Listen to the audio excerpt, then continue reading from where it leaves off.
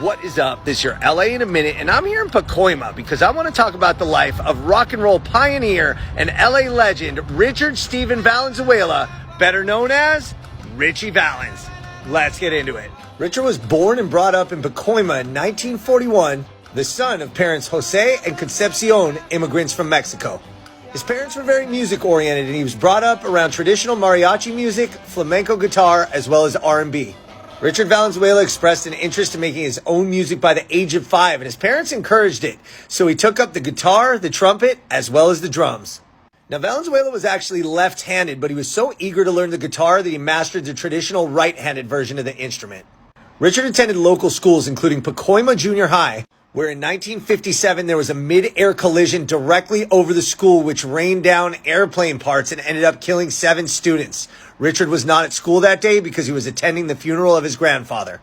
It did traumatize him, however, and for the rest of his life, he was known to have a fear of flying.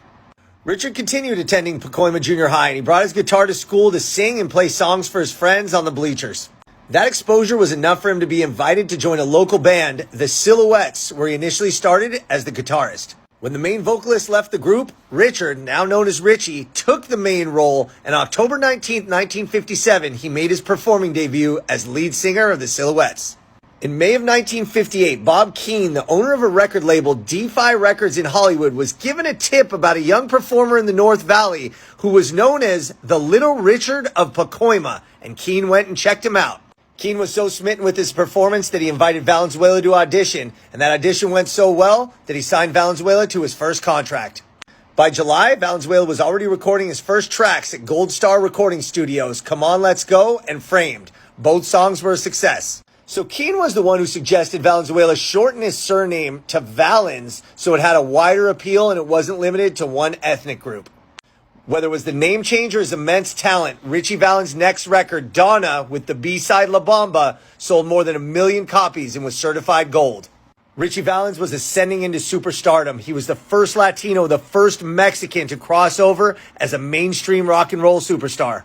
But suddenly, after a performance on February 2nd, 1959 in Clear Lake, Iowa, tragedy ensued.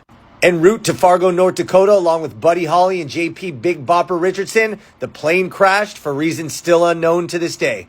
The world mourned, but Valens' legacy lived on, and he inspired a generation of Chicano rock and roll superstars such as Santana and Los Lobos. Ritchie Valens is truly an eternal superstar. And though Ritchie Valens was taken from this earth far too soon, his legacy still lives on here in Pacoima, Los Angeles, and worldwide. All right, LA, it's been a minute.